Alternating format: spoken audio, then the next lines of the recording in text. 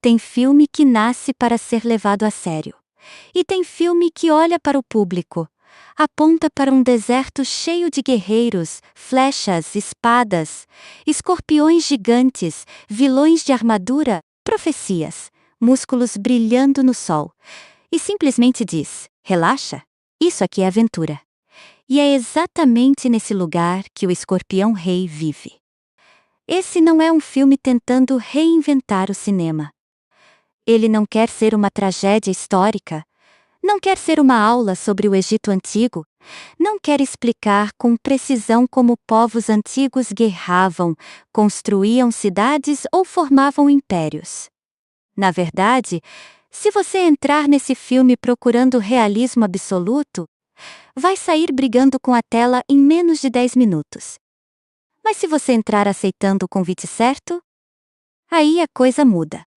Porque o Escorpião Rei é aquele tipo de filme que parece ter saído de uma época em que Hollywood ainda acreditava muito no poder do herói simples, o cara forte, carismático, meio bruto, mas com coração. O vilão arrogante que se acha invencível. A mocinha que não é só enfeite, porque entende mais do jogo do que todo mundo imagina. E uma aventura que vai empurrando tudo para frente sem pedir desculpa.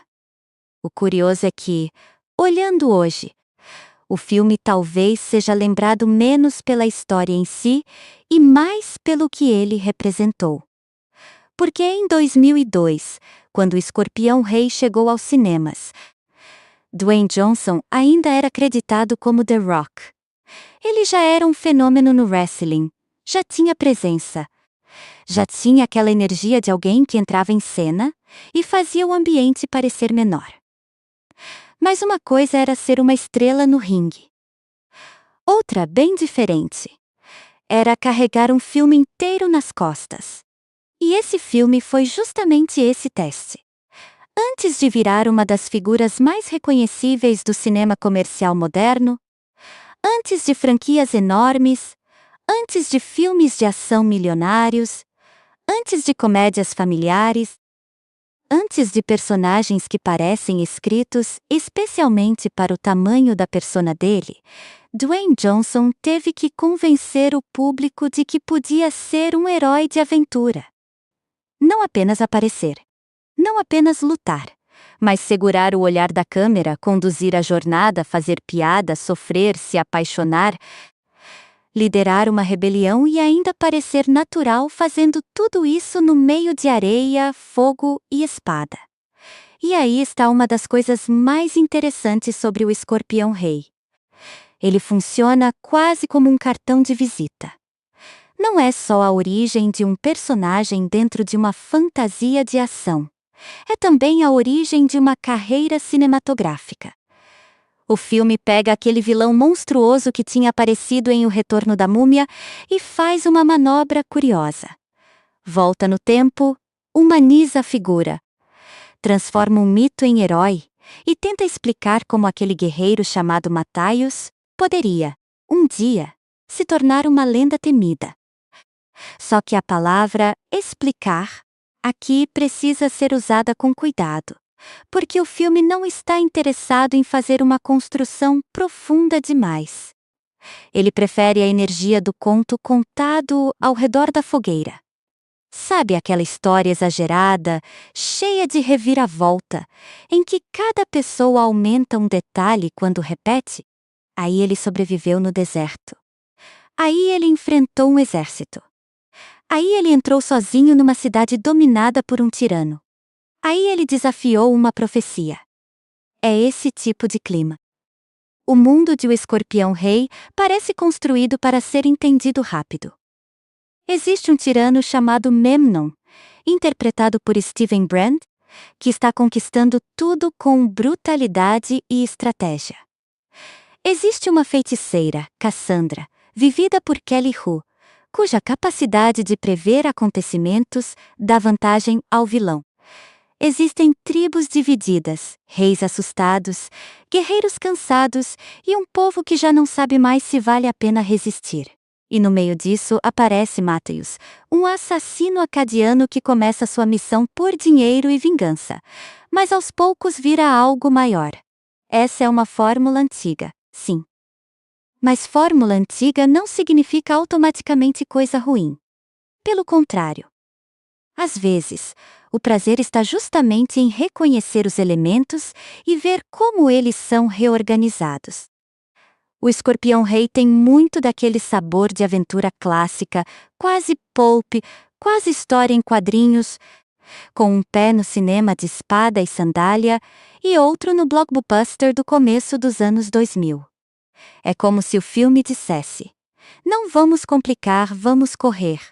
E ele corre. Logo de cara, a sensação é de movimento.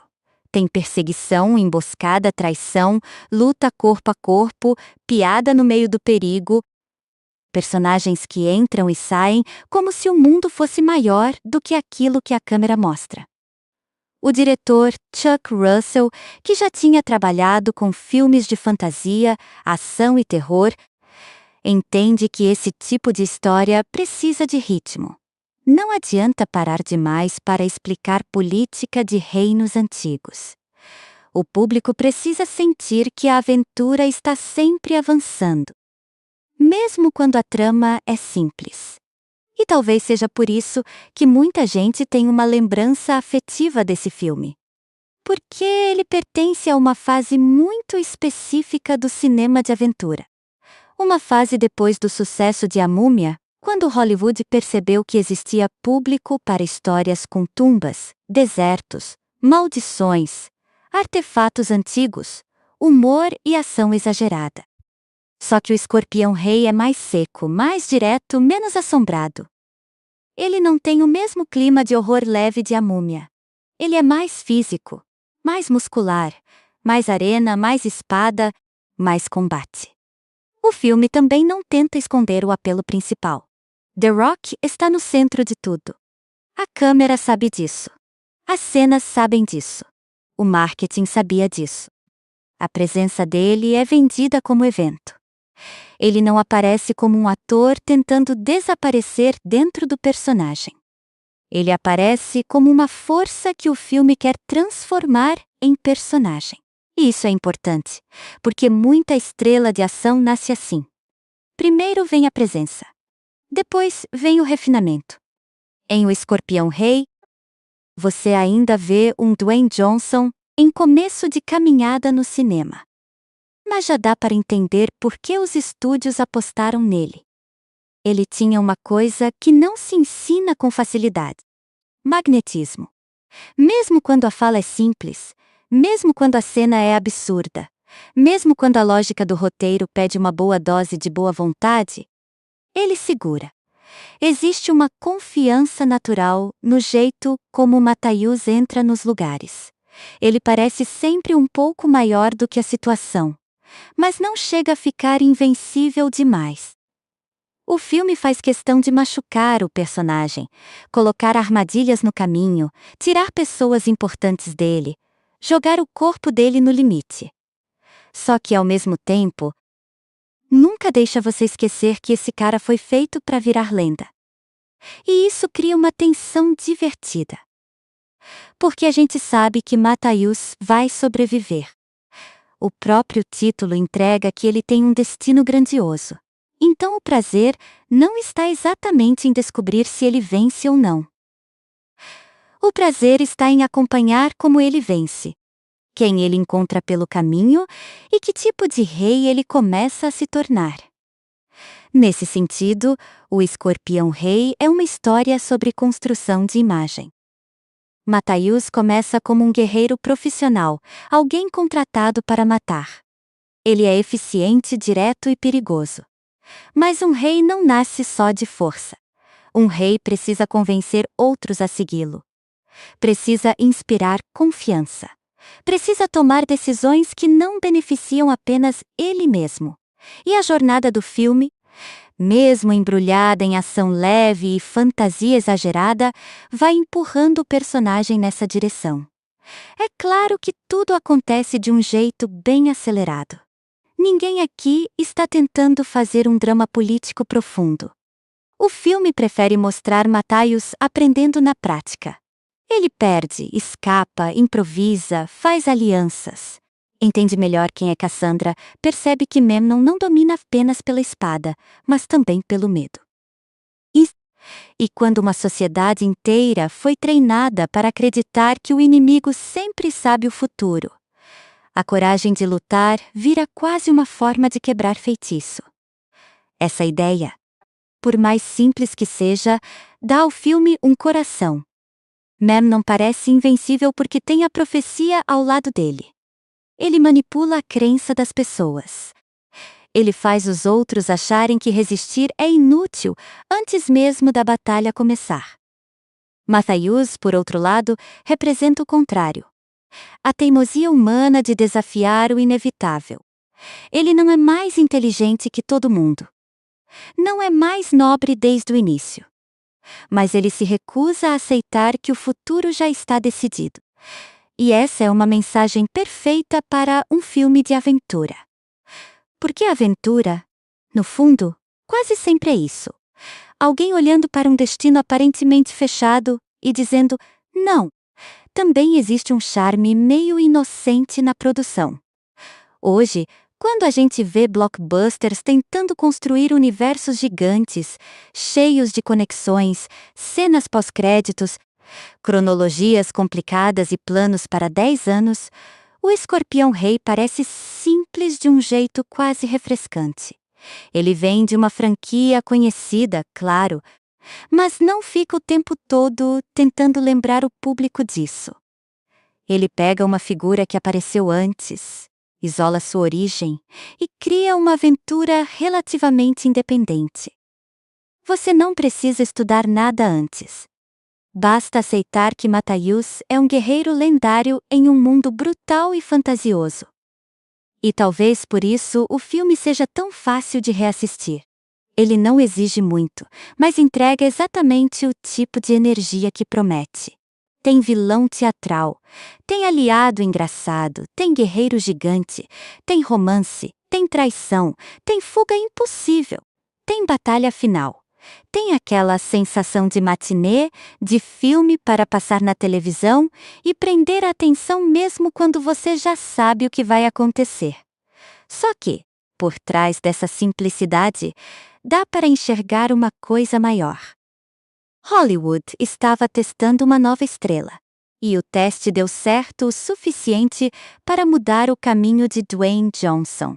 Depois de O Escorpião Rei, ficou claro que ele não seria apenas um lutador fazendo participação em filme. Ele podia ocupar o centro do pôster. Podia ser vendido como protagonista. Podia carregar uma aventura inteira com carisma físico, humor e presença. Isso não significa que o filme seja perfeito. Longe disso. Ele tem exageros, efeitos que envelheceram, diálogos que às vezes parecem escritos para soar legais antes de soar naturais. Personagens secundários que poderiam ter mais espaço. E uma visão de mundo antigo totalmente fantasiosa. Mas existe uma diferença grande entre um filme limitado e um filme sem identidade. O Escorpião Rei tem identidade. Ele sabe o que é. Ele abraça sua própria bobagem com tanta convicção que, em muitos momentos, fica difícil não entrar na brincadeira. E essa talvez seja a melhor forma de assistir. Não como uma reconstrução histórica, não como uma obra épica profunda, mas como uma aventura de origem. A origem de Matthäus. A origem de um rei.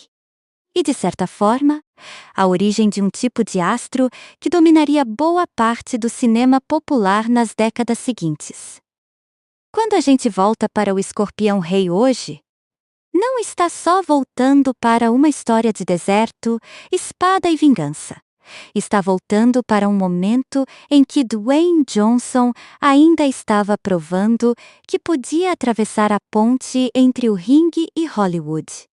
Está voltando para um blockbuster menor, mais direto, menos preocupado em parecer importante. Um filme que pega um mito sombrio de outra franquia e transforma em herói de aventura. sem muita cerimônia, sem muita explicação, mas com muita vontade de entreter. E, gostando ou não, isso já faz dele uma peça curiosa na história do cinema comercial dos anos 2000. Porque antes de Dwayne Johnson virar sinônimo de franquia, explosão, selva, carro, desastre, comédia de ação e protagonista praticamente indestrutível, ele precisou primeiro vestir couro, levantar uma espada, enfrentar um império no meio do deserto e convencer o público de que aquele guerreiro chamado Matthäus merecia ser lembrado como o Escorpião Rei. Antes de O Escorpião Rei existir como filme próprio, ele existia como promessa. E não uma promessa tranquila, pequena, escondida. Era uma promessa barulhenta, do tipo que Hollywood adora quando percebe que encontrou uma coisa que pode render mais do que o plano inicial. Para entender isso, precisa voltar um pouco para a Múmia e, principalmente, para o Retorno da Múmia. Porque foi ali que o nome Escorpião Rei ganhou força dentro desse universo. A franquia já tinha uma mistura muito particular. Aventura arqueológica, fantasia sobrenatural, humor, romance, monstros digitais, tumbas amaldiçoadas e aquela energia de matinê que não tinha vergonha de ser exagerada. Era terror? Um pouco. Era comédia? Às vezes. Era ação? Bastante. E o público comprou essa mistura. Quando o Retorno da Múmia apresentou a figura do Escorpião Rei, ele não apareceu como um herói tradicional. A imagem era outra. Um guerreiro antigo, ligado a uma maldição, com uma presença quase mitológica. No começo, ele surgia como líder de exércitos. No final, virava uma criatura híbrida, parte homem, parte escorpião. Dentro daquela lógica grandiosa e digital que o blockbuster do começo dos anos 2000 adorava usar. E mesmo com pouco tempo de tela, a ideia ficou martelando. Quem era aquele cara antes de virar lenda? Como alguém chega nesse ponto? Que tipo de história poderia existir por trás daquele nome? Hollywood ouviu essa pergunta e respondeu do jeito mais direto possível, fazendo um spin-off. Só que o Escorpião Rei não é apenas um derivado qualquer. Ele é, ao mesmo tempo, um spin-off e uma espécie de prequel dentro da franquia de A Múmia. Ele volta para antes da imagem monstruosa, antes da maldição, antes do personagem ser lembrado como uma figura sombria. O filme decide olhar para Matthäus quando ele ainda era humano, quando ainda tinha escolhas, quando ainda podia ser visto não como ameaça sobrenatural, mas como protagonista de aventura. Essa decisão muda tudo. Porque em O Retorno da Múmia, o Escorpião Rei é quase um símbolo de perigo antigo. Em O Escorpião Rei, Matthäus é um herói em construção. A história não está interessada em mostrar imediatamente como ele se torna aquela figura trágica ligada a Anubis. O foco é outro. O filme quer pegar o carisma de The Rock, colocar esse carisma em um mundo de espada e fantasia e transformar uma presença que antes era quase assustadora em um personagem que o público pudesse acompanhar, torcer e até achar divertido. É uma manobra muito típica de Hollywood, quando um personagem chama atenção além do esperado. Você percebe que existe uma imagem forte ali, um ator com potencial, um nome que já ficou na cabeça do público, e pensa: dá para fazer mais. E no caso de Dwayne Johnson, essa aposta tinha um ingrediente ainda mais chamativo. Ele já era uma estrela, só que de outro universo: o wrestling. Na época, o nome The Rock carregava uma força própria. Quem acompanhava a luta livre sabia o que aquilo significava. Ele não era só um atleta grande e carismático. Era um performer.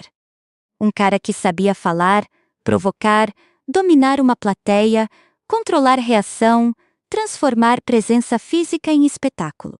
E isso importa muito, porque cinema de ação também depende dessa habilidade. Não basta bater. Tem que ocupar o quadro. Não basta parecer forte. Tem que fazer o público querer continuar olhando. A transição do wrestling para o cinema podia dar errado facilmente. Muitos nomes famosos tentaram atravessar essa ponte. Alguns com sucesso, outros nem tanto. O risco era claro. Será que o público aceitaria The Rock fora do ringue? Será que ele conseguiria atuar sem parecer apenas uma participação especial? Será que o filme ficaria preso ao personagem público dele? Ou conseguiria criar uma nova identidade? O Escorpião Rei foi pensado justamente como uma resposta. E repare como o projeto é esperto nesse sentido. Ele não coloca Dwayne Johnson em um drama realista, cheio de silêncio e sutileza, onde qualquer insegurança apareceria demais. Também não tenta transformá-lo em alguém totalmente diferente da imagem que o público já conhecia. Pelo contrário, o filme constrói um veículo perfeito para aquela fase da carreira dele. Matthäus é físico, direto, sarcástico, resistente, bom de luta e com uma presença que parece naturalmente lendária. Ou seja, o papel usa aquilo que The Rock já tinha, mas tenta reorganizar isso em linguagem de cinema. Essa é a origem emocional do filme, por assim dizer. A tentativa de transformar uma estrela de ringue em estrela de tela grande. Mas a origem industrial também é importante. O Escorpião Rei nasceu dentro de uma máquina de franquia. Universal já tinha visto que o público respondia bem ao universo de A Múmia. E um personagem com apelo visual forte era uma oportunidade. Stephen Sommers, que dirigiu os filmes principais de A Múmia, aparece ligado à base criativa do projeto, inclusive na história e no roteiro, mas a direção ficou com Chuck Russell. Esse detalhe já mostra que o filme queria manter conexão com aquele mundo, mas também ganhar uma personalidade própria. Ele não precisava ser apenas mais um capítulo de A Múmia.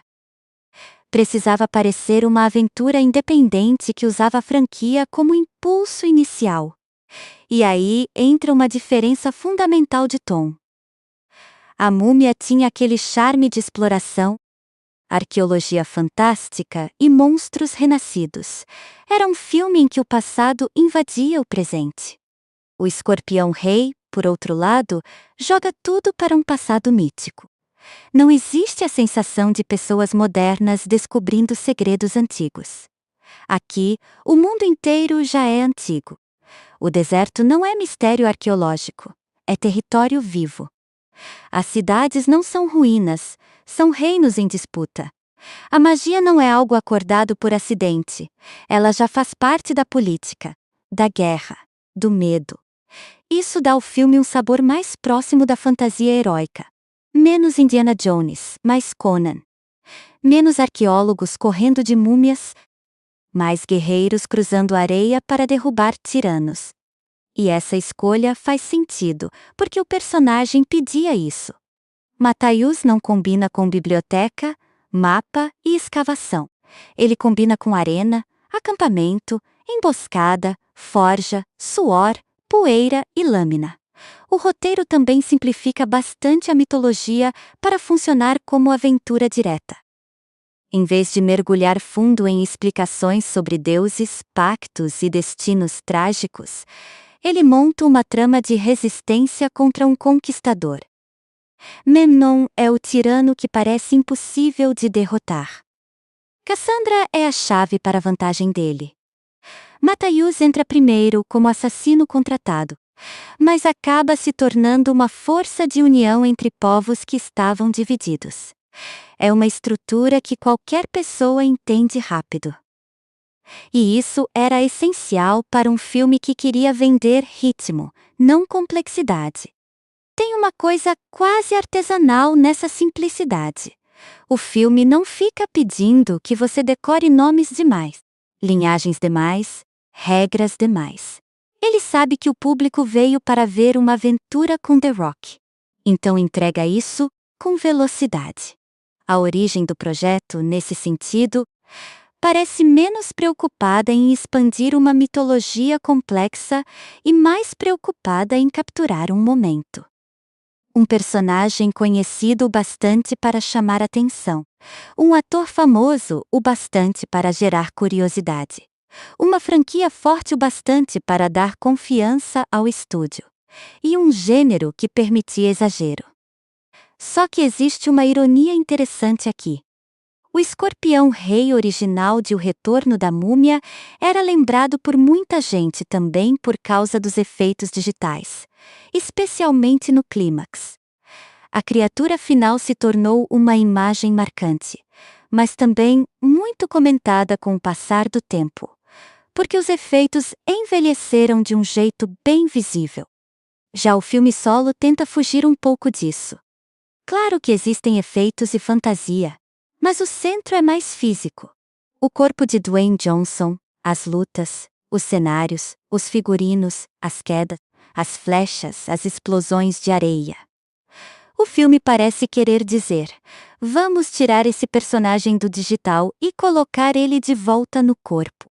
E isso ajuda a explicar por que Matthäus funciona melhor aqui do que talvez funcionasse se o filme insistisse demais na criatura. Como herói humano, ele tem humor, desejo, dor, arrogância, medo disfarçado, orgulho ferido. Como monstro digital, ele era obstáculo. Como homem, ele vira história. A escolha de fazer um prequel também permite ao público esquecer por um momento o destino sombrio associado ao nome. A gente não está vendo apenas uma peça que levará inevitavelmente à queda. O filme prefere tratar Matthäus como lenda em ascensão. Isso cria uma liberdade curiosa. Ele pode ser mais leve, pode fazer piada, pode se envolver romanticamente. Pode tomar decisões nobres. Pode formar laços. A tragédia futura, se você lembrar dela, fica em algum lugar distante. Quase como uma sombra que o próprio filme não está interessado em encarar de frente. E talvez isso incomode quem queria uma ligação mais profunda com o Retorno da Múmia. Porque o escorpião rei não se comporta como uma ponte dramática muito detalhada. Ele não passa o tempo todo preparando a transformação do personagem em uma figura maldita. Ele prefere ser filme de aventura. E, honestamente, essa escolha define tudo: os pontos fortes e os pontos fracos. O ponto forte é que ele tem leveza. Não fica preso a uma obrigação pesada de explicar cada pedacinho da mitologia. O ponto fraco é que a conexão com a franquia às vezes parece mais comercial do que emocional. A história poderia existir com outro nome, em outro universo, e ainda funcionaria de maneira parecida. Mas esse também é o truque. O nome Escorpião Rei dá ao filme uma marca, uma aura, um gancho. Sem esse nome, talvez fosse apenas mais uma aventura de espada no deserto. Com esse nome, vira parte de algo maior. E em 2002, isso fazia bastante sentido. O cinema comercial estava vivendo uma fase em que franquias, spin-offs e personagens derivados começavam a ficar cada vez mais importantes, mas ainda não do jeito hiperplanejado que veríamos anos depois. O Escorpião Rei não parece parte de um tabuleiro gigantesco desenhado por décadas. Ele parece uma oportunidade aproveitada rápido. O público gostou da ideia. The Rock estava em alta. O gênero estava funcionando. Então vamos fazer. Esse tipo de projeto carrega uma energia diferente. Ele não nasce como peça de museu. Nasce como entretenimento. Nasce para capitalizar um momento. E isso não é necessariamente uma crítica. Muitos filmes populares nascem assim. A diferença está em saber se eles conseguem sobreviver ao próprio cálculo comercial. O Escorpião Rei, com todas as limitações, sobrevive porque tem uma identidade muito clara.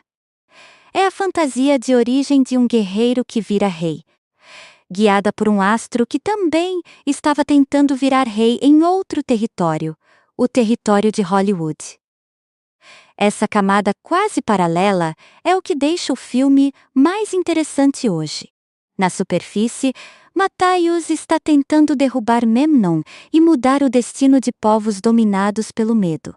Fora da tela, Dwayne Johnson estava tentando provar que sua carreira não terminava quando ele saía do ringue. O personagem e o ator estavam atravessando uma espécie de rito de passagem ao mesmo tempo.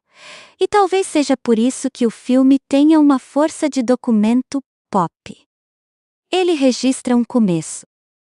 Não o começo de Dwayne Johnson como figura famosa, porque isso já existia, mas o começo dele como protagonista de cinema. E protagonistas de cinema não nascem apenas quando recebem um papel. Eles nascem quando o público aceita olhar para eles por 90 minutos e pensar: sim, eu acompanharia outra aventura com esse cara.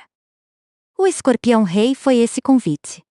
Ele pegou um personagem que era praticamente uma ameaça mitológica, voltou no tempo, tirou o monstro da frente, colocou o homem no centro e apostou que aquele homem poderia carregar uma história. E mesmo que o roteiro fosse simples, mesmo que o mundo fosse fantasioso demais, mesmo que a ligação com a múmia fosse mais um ponto de partida do que uma explicação profunda, a aposta tinha algo poderoso. Ela entendia que carisma também é matéria-prima de franquia. No fim, a origem de O Escorpião Rei não está só em uma sala de roteiro, nem apenas em uma decisão de estúdio. Está naquele momento raro em que Hollywood olha para uma figura popular e tenta imaginar um futuro maior para ela. Um futuro com cartazes, trailers, sequências, bilheteria, fãs e personagens feitos sob medida para uma presença específica. E Matthaios foi o primeiro grande passo nessa direção. Antes de virar o rosto de tantas aventuras modernas, Dwayne Johnson precisou nascer cinematograficamente como um guerreiro acadiano em um mundo de areia e profecia. E antes do público conhecer o astro de ação global que ele se tornaria, conheceu esse herói meio bruto, meio irônico, meio lendário, que carregava uma espada como quem carrega uma promessa. A promessa de que The Rock podia ser mais do que The Rock. Podia ser o Escorpião Rei. Quando a gente olha para o Escorpião Rei, uma coisa fica clara bem rápido. Esse filme não foi dirigido como uma fantasia delicada. Ele não quer ser misterioso por muito tempo, não quer se esconder atrás de camadas complicadas, não quer que o público fique montando quebra-cabeça. Ele quer impacto, quer movimento. Quer que cada cena pareça estar empurrando a próxima. E isso combina muito com Chuck Russell. Chuck Russell já vinha de uma carreira interessante em filmes de gênero. Ele não era aquele diretor associado a dramas silenciosos ou histórias mínimas. O nome dele estava ligado a obras que brincavam com espetáculo, fantasia, horror, humor e exagero visual. Esse tipo de experiência faz diferença, porque o Escorpião Rei depende de uma coisa muito específica: tom. Se o diretor leva tudo sério demais, o filme fica ridículo sem querer. Se transforma tudo em piada, a aventura perde força. Então o segredo era achar um meio termo. Fazer o público acreditar na emoção da cena, mas sem fingir que aquilo é realismo histórico. E Russell entende esse jogo. A direção dele trata o mundo do filme como uma lenda em movimento. Tudo é um pouco maior do que deveria ser. As roupas parecem desenhadas para destacar corpos e silhuetas, não para reconstruir fielmente um período antigo. Os cenários existem para criar atmosfera, não para dar aula de arqueologia. As lutas são coreografadas para leitura rápida, para impacto físico, para aquele prazer direto de ver o herói entrar em desvantagem e sair quebrando tudo no improviso.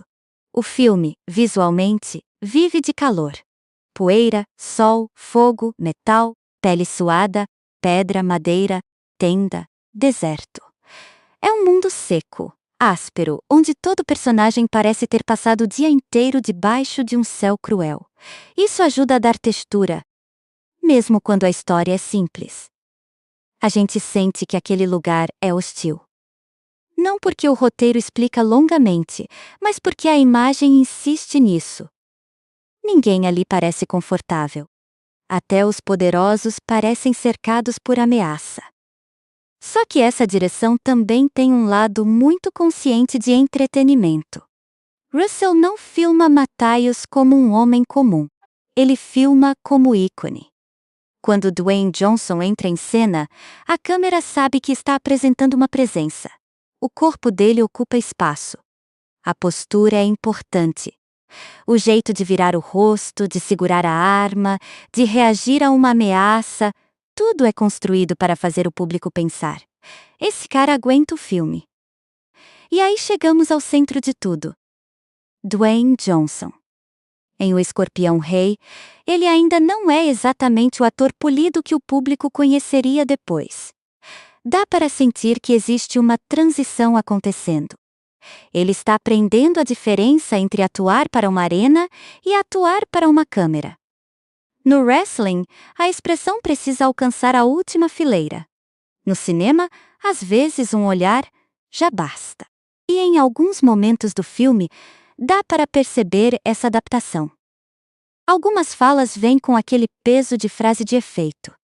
Algumas reações são bem marcadas. Mas isso não atrapalha tanto quanto poderia, porque o personagem permite esse tamanho. Matthias não é um homem moderno e contido. Ele é um guerreiro lendário. Então a presença quase teatral de The Rock joga a favor. Ele pode ser grandioso. Pode fazer cara de desafio. Pode soltar uma resposta irônica antes da briga. Pode parecer confiante demais. O filme precisa exatamente dessa energia. O que torna Matthias carismático não é uma complexidade psicológica enorme. É a combinação de força com certa leveza. Ele não é aquele herói sombrio que passa o filme inteiro sofrendo em silêncio. Ele sofre, perde, se irrita, mas também provoca, improvisa. Ri de situações absurdas e parece gostar do perigo um pouco mais do que deveria. Essa é uma característica essencial. Se Matthias fosse apenas sério, O Escorpião Rei ficaria pesado demais. Se fosse apenas brincalhão, perderia o peso mítico. Dwayne Johnson encontra um espaço entre os dois. E o filme usa isso para vender a transformação dele. No começo, Matthias é um assassino acadiano. A palavra já coloca distância moral. Ele não entra na história como príncipe, salvador escolhido ou líder espiritual. Ele entra como alguém contratado para matar. Isso dá ao personagem uma margem interessante. Ele não precisa ser nobre desde o primeiro segundo. A nobreza vai sendo construída quando ele percebe que a missão original não explica tudo. Conforme ele entende o alcance da tirania de Memnon e a importância de Cassandra, Matthias deixa de ser apenas uma lâmina alugada e começa a virar símbolo de resistência. Essa mudança funciona porque o personagem não abandona totalmente sua natureza. Ele continua sendo bruto, direto e impulsivo. Só aprende a direcionar isso para algo maior. Kelly Hu, como Cassandra, é uma peça fundamental para esse equilíbrio. Em muitos filmes de aventura antigos, a personagem feminina correria o risco de ser apenas interesse romântico ou recompensa para o herói. Cassandra até ocupa o espaço do romance, claro, mas ela tem uma função mais importante dentro da trama. Ela é a arma estratégica de Memnon. Sua capacidade de prever acontecimentos alimenta o domínio do vilão. Enquanto Memnon tem Cassandra ao seu lado, ele parece invencível, porque vence batalhas antes mesmo de entrar nelas. Isso torna Cassandra uma personagem presa em uma posição complicada. Ela não está apenas fisicamente dentro do poder de Memnon. Está simbolicamente ligada à força dele. O medo que as pessoas sentem do vilão passa por ela. A fama de que ele não pode ser derrotado passa por ela. Então, quando Matthaius se aproxima de Cassandra, não é só um romance surgindo. É a vantagem do tirano começando a escapar pelos dedos. Kelly Hu traz uma presença mais calma, mais observadora. Cassandra não precisa competir fisicamente com Matthaius. Ela ocupa outro tipo de poder. Seu olhar carrega informação. Muitas vezes, ela sabe mais do que diz. E isso cria uma dinâmica interessante entre os dois, porque Matthaius é ação imediata, enquanto Cassandra representa previsão, cálculo e destino. Ele vive no impulso. Ela vive com o peso de enxergar possibilidades. É claro que o roteiro poderia explorar isso com mais profundidade. Existe um drama enorme em uma pessoa capaz de ver o futuro, mas usada como instrumento de guerra por um conquistador. O filme toca nessa ideia, mas não mergulha tanto quanto poderia. Ainda assim, a presença de Cassandra dá ao conflito uma dimensão melhor do que simples herói contra vilão. Se Memnon domina porque controla o futuro, Matthaius precisa vencer recuperando a liberdade de agir. Steven Brand, como Memnon, abraça o vilão com aquele tipo de arrogância limpa, elegante, quase fria. Ele não é um monstro descontrolado. É um conquistador que acredita na própria superioridade, e isso combina com a função dele. E Memnon precisa parecer alguém que venceu tantas vezes que já não considera a derrota uma possibilidade real. Ele entra nas cenas como quem já calculou tudo, como quem vê os outros personagens não como pessoas, mas como peças. Esse tipo de vilão é importante em uma aventura simples. Ele não precisa de uma motivação extremamente elaborada. Precisa ter presença, ameaça e clareza. O público entende rapidamente o que ele representa: domínio, medo, ambição. Ele quer conquistar, governar e esmagar qualquer resistência. E sua confiança se torna ainda mais perigosa porque é sustentada pelas visões de Cassandra. Mas talvez o personagem secundário que mais traga energia diferente seja Balthazar, interpretado por Michael Clarke Duncan. A presença dele é imensa, não só fisicamente, mas emocionalmente. Michael Clarke Duncan tinha uma capacidade rara de misturar força e calor humano. Em O Escorpião Rei, Balthazar entra como líder guerreiro, alguém que poderia facilmente ser apenas obstáculo ou rival, mas que aos poucos vira parte essencial da construção de Matthaius como líder. Balthazar funciona porque ele não parece pequeno diante de Matthaius. Isso é importante. Quando o protagonista é interpretado por alguém com presença física tão dominante, muitos personagens ao redor podem desaparecer. Michael Clarke Duncan não desaparece, ele bate de frente. Ele tem voz, corpo, autoridade. A relação entre os dois traz aquele prazer clássico de aventura. Primeiro o confronto, depois o respeito. E respeito, nesse filme, vale mais do que discurso. Matthaius não conquista aliados com grandes falas políticas. Ele conquista porque age. Porque sobrevive. Porque enfrenta. Porque mostra coragem diante de quem já tinha aceitado o medo como regra. Balthazar percebe isso, e a aliança entre eles ajuda a transformar a jornada individual em revolta coletiva. Grant Heslov, como Arpid, cumpre a função do alívio cômico e do sobrevivente esperto. Ele não é o guerreiro mais forte, nem o mais nobre, nem o mais corajoso no sentido tradicional. Mas esse tipo de personagem tem um papel importante. Em um filme cheio de corpos fortes e poses heróicas, Arpid traz esperteza, covardia engraçada, improviso e comentários que aproximam a aventura do público.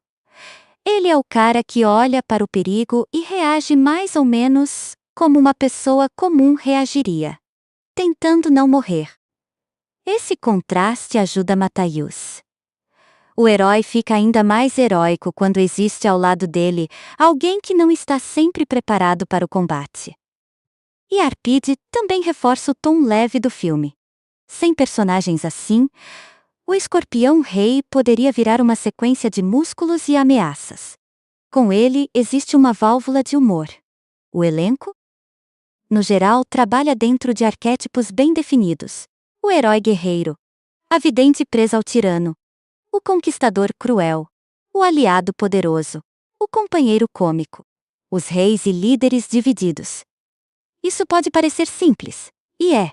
Mas em uma aventura desse tipo, arquétipos não são necessariamente falhas. Eles são atalhos narrativos.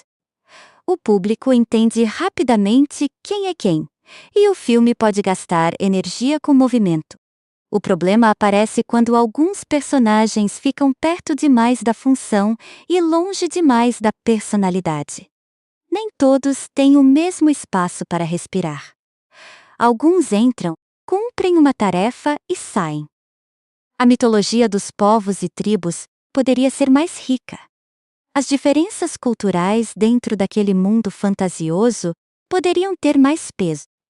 Mas o filme não está buscando esse tipo de densidade. Ele quer um tabuleiro claro para Matthäus atravessar. E isso conversa com a direção de Chuck Russell. Ele não tenta transformar cada personagem secundário em um estudo profundo. Ele trabalha com figuras reconhecíveis, quase como peças de uma pintura de aventura antiga. O prazer está na composição. O guerreiro no deserto, a feiticeira diante do tirano, o gigante que desafia o herói, o ladrão esperto escondido na confusão, o exército avançando, a cidade esperando a queda de Memnon. A visão do filme é menos psicológica e mais mítica. Só que mito, aqui, não significa solenidade total. O Escorpião Rei tem um pé no exagero divertido o tempo inteiro. Matthäus pode atravessar situações absurdas, escapar de mortes improváveis, sobreviver a golpes que derrubariam qualquer pessoa normal. Mas esse é o pacto. O filme apresenta um mundo onde a lógica do herói é maior que a lógica do real. E quando você aceita isso, as escolhas de estilo começam a fazer sentido. A câmera não quer mostrar vulnerabilidade cotidiana. Quer mostrar energia lendária. A montagem não quer contemplação, quer avanço. A música não quer sutileza total. Quer empurrar a aventura. O figurino não quer precisão.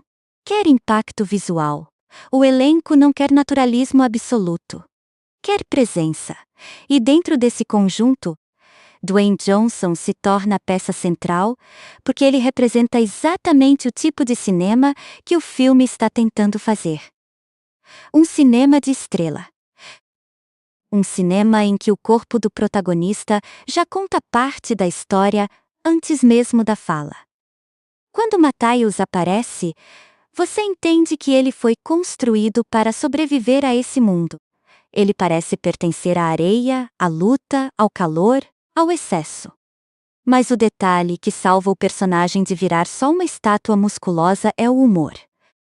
Dwayne Johnson sempre teve facilidade com timing cômico, e o Escorpião Rei já mostra isso em estágio inicial. A forma como ele reage a situações perigosas, a impaciência com Arpide, a química provocativa com Cassandra, a confiança quase irritante diante dos inimigos. Tudo isso dá vida. O filme percebe que força sem charme cansa. Então deixa Matthäus ser divertido. Essa talvez seja a maior inteligência do elenco e da direção. Ninguém está tentando fazer Shakespeare no deserto. Eles estão fazendo uma aventura pop com sabor antigo. E quando cada pessoa entende o filme em que está, o resultado ganha coerência. Steven Brand faz o vilão que a história precisa. Kelly Hu dá mistério e elegância à peça central do conflito. Michael Clarke Duncan traz peso e humanidade. Grant Heslov abre espaço para o riso. E Dwayne Johnson segura o centro com uma mistura de fisicalidade e carisma que, naquele momento, ainda estava sendo lapidada diante do público. Por isso, o Escorpião Rei é tão interessante de observar hoje. Não apenas pelo que conta, mas pelo que revela. Ele revela um diretor tentando equilibrar fantasia, ação e humor em ritmo rápido. Revela um elenco trabalhando com arquétipos claros. Revela uma Hollywood apostando em um protagonista que vinha de outro tipo de espetáculo. E revela Dwayne Johnson descobrindo, cena por cena, como transformar a energia de The Rock em presença cinematográfica. O filme não pede que você acredite em tudo, pede que você embarque. E grande parte desse convite vem justamente do elenco. Porque em uma história simples, carisma vira combustível. Sem carisma, o Escorpião Rei seria só areia, espada e cenário.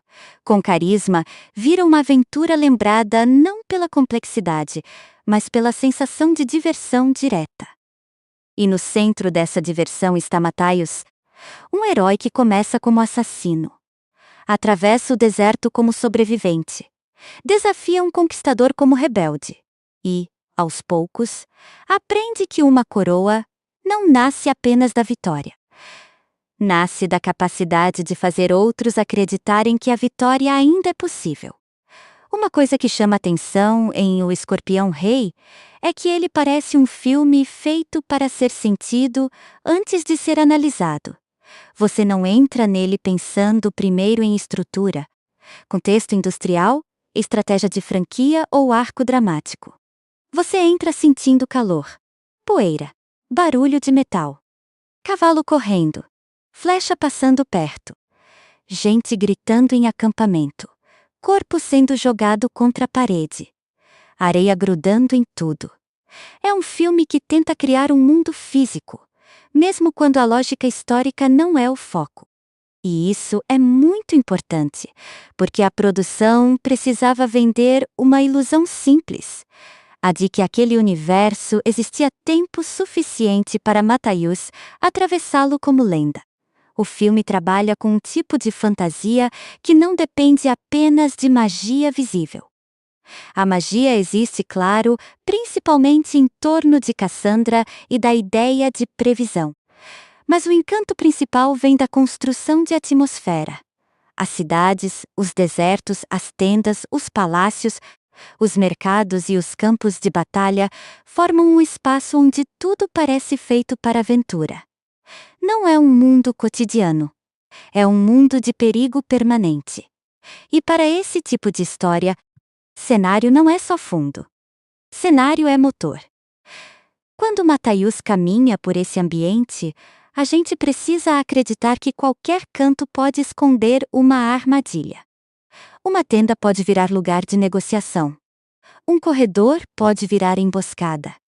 Uma festa pode virar confronto. Uma fortaleza pode virar prisão. O deserto pode ser caminho, castigo e prova de resistência ao mesmo tempo. O filme entende isso e usa o espaço como se cada ambiente fosse uma fase nova da jornada. Esse estilo conversa muito com aventuras antigas de espada e fantasia, mas também com a linguagem do blockbuster do começo dos anos 2000. Naquela época, havia uma confiança enorme em misturar efeitos digitais, cenários construídos, locações desérticas, figurino estilizado e ação física. O Escorpião Rei nasce exatamente nesse ponto de transição. Ele ainda quer ter peso corporal, ainda quer mostrar gente lutando, caindo, rolando, pulando e batendo. Mas também aceita o exagero visual que a tecnologia permitia. O resultado tem altos e baixos. E isso faz parte do charme e das limitações do filme. Nas cenas de luta mais físicas, a energia funciona melhor. Dwayne Johnson tinha um corpo treinado para performance. Ele sabia cair, vender impacto, transformar movimento em espetáculo. Isso vem diretamente do wrestling, mas no cinema precisa ser reorganizado. No ringue, tudo é feito para uma plateia ao vivo perceber de longe. No filme, a câmera aproxima, corta, escolhe ângulo, controla ritmo. Então a ação de O Escorpião Rei tenta aproveitar o que The Rock já fazia bem. Presença, força, explosão, reação exagerada na medida certa. Só que a luta cinematográfica também precisa de clareza. O público tem que entender onde o personagem está, quem ameaça de qual lado, qual é o perigo imediato. E Chuck Russell geralmente prefere uma ação fácil de acompanhar. Não é aquele tipo de montagem caótica, em que você só vê pedaços de corpo se mexendo e precisa imaginar o resto. Aqui, a ação quer ser legível. Matthäus entra em uma situação, o problema aparece, ele improvisa, apanha um pouco, reage e vira o jogo. Essa estrutura se repete várias vezes, mas funciona porque combina com o herói. Matthäus é um personagem de solução direta. Ele não passa meia hora montando um plano minucioso. Muitas vezes, ele começa com um plano, o plano dá errado, e aí ele resolve no braço, na coragem e na teimosia. Isso cria uma ação com gosto de improviso. O prazer não está só em ver o herói vencer, mas em ver como ele se vira quando tudo sai do controle. E quase tudo sai do controle. Essa é uma das regras invisíveis do filme. Se Matthäus entra em algum lugar para fazer algo simples, pode apostar que a situação vai explodir. Se ele tenta eliminar alguém de forma rápida, a missão complica. Se tenta escapar, aparece outro obstáculo. Se acha que tem vantagem, descobre que Memnon já estava 2 passos à frente. E se Cassandra parece estar apenas acompanhando os acontecimentos, logo fica claro que a presença dela muda completamente o peso do conflito. A produção de ação se organiza ao redor desse movimento constante. O filme não quer que o espectador fique confortável por muito tempo. Sempre há uma mudança de espaço, uma nova ameaça, uma nova perseguição, uma nova promessa de confronto. Isso ajuda a mascarar a simplicidade do roteiro. Quando a história é direta, o ritmo precisa trabalhar dobrado. Se o filme parasse demais, talvez o público começasse a perceber o quanto a trama é básica. Então ele segue andando. A construção visual dos personagens também merece atenção. Matthäus é desenhado como herói de silhueta imediata. Figurino simples, corpo exposto, armas à vista, cabelos soltos, postura de guerreiro. Ele precisa ser reconhecível de longe. Memnon, por outro lado, tem uma imagem mais régia, mais controlada, mais associada à autoridade. Cassandra aparece com uma composição que mistura beleza, mistério e aprisionamento simbólico. Baltazar tem presença de líder tribal, alguém que parece nascer do próprio campo de batalha. Nada disso é sutil, e nem precisa ser. O filme trabalha com leitura rápida. Em poucos segundos, o público entende o papel de cada figura. Essa é uma linguagem quase de quadrinho, quase de pôster. O design dos personagens não pede interpretação demorada. Ele comunica imediatamente. E isso também vale para Memnon como vilão. A produção precisa fazer com que ele pareça poderoso antes mesmo de mostrar todas as conquistas. Como fazer isso? Cercando o personagem de estrutura. Guardas, palácio, rituais de poder, pessoas com medo, Cassandra ao lado, espaços que parecem organizados em torno da vontade dele. Memnon não é apenas um homem forte. Ele é um sistema. A mise-en-scène, mesmo sem usar esse termo na narração do filme, ajuda o público a sentir isso. Todo lugar dominado por Memnon parece ter sido dobrado à sua autoridade. Matthäus, em contraste, vem do mundo aberto. Deserto, pedra, acampamento, estrada. Ele não pertence a palácio. Ele não entra em cena cercado de luxo. A força dele é móvel. Ele aparece, ataca, foge, sobrevive. Essa oposição visual entre poder fixo e poder selvagem é simples, mas eficiente. Memnon controla espaços. Mataios atravessa espaços. Memnon ocupa o centro do domínio. Mataios vem pelas bordas, pelas frestas, pelos lugares onde o tirano ainda não conseguiu prever tudo. E é aí que a produção encontra uma boa tradução visual para o tema do filme. O futuro de Memnon parece fechado, calculado, protegido. O futuro de Mataios é imprevisível, porque ele vive no risco. Cassandra consegue ver possibilidades. Mas Mataios é o tipo de pessoa que muda a situação justamente porque age quando seria mais seguro parar. As cenas envolvendo Cassandra trabalham uma energia diferente. Quando ela está com Memnon, o ambiente fica mais frio no sentido emocional, mais controlado. Ela é tratada como recurso estratégico, quase como propriedade. Quando está com Mataios, o filme tenta abrir espaço para curiosidade, tensão, troca de provocações e um pouco de vulnerabilidade. Essa mudança é importante porque a personagem não pode ser só objeto de resgate. Ela precisa representar também a passagem de poder de um lado para outro. Tirar Cassandra de Memnon não é apenas salvar uma mulher. É tirar do tirano a certeza do futuro. O desafio é que o filme tem pouco tempo para aprofundar tudo. Então muitas relações avançam rápido. A confiança surge rápido. O romance surge rápido. As alianças se reorganizam rápido. O mundo muda rápido. Mas essa velocidade faz parte da proposta. O Escorpião Rei não quer ser uma série épica de várias temporadas. Ele quer ser uma aventura fechada, com começo, escalada e clímax. Em vez de complexidade, aposta em impulso. E no campo dos bastidores criativos, essa parece ter sido a filosofia geral. Fazer um filme que não perdesse tempo pedindo licença. A ação é desenhada para exibir o protagonista. Isso pode soar óbvio, mas é essencial. Muitos filmes de estreia de astro erram porque escondem demais a principal atração, ou tentam disfarçar limitações de forma insegura. O Escorpião Rei faz o contrário. Ele coloca The Rock no centro e diz: é isso. As cenas são construídas para mostrar o corpo dele em movimento, a cara dele reagindo, o humor dele surgindo, a força dele resolvendo problemas. O filme não tem vergonha de ser veículo de estrela, e essa honestidade ajuda.